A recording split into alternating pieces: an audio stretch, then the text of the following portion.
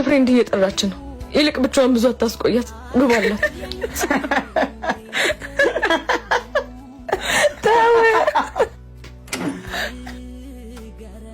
ኮክ ቆይ ሳትነግሪኝ እንዴት መጣሽ?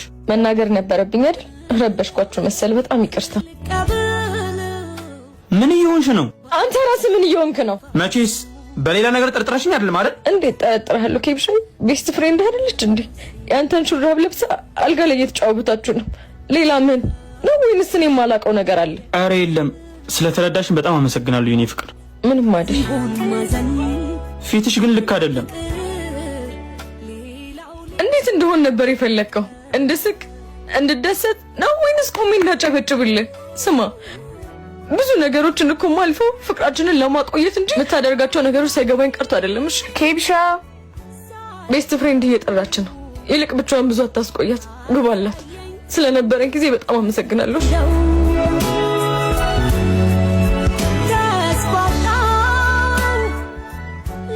ያኔ ቆንጆ ወንድ ልጅና የቀበሌ ቤት የኔ ነው አይባልም። ነኪው በቃ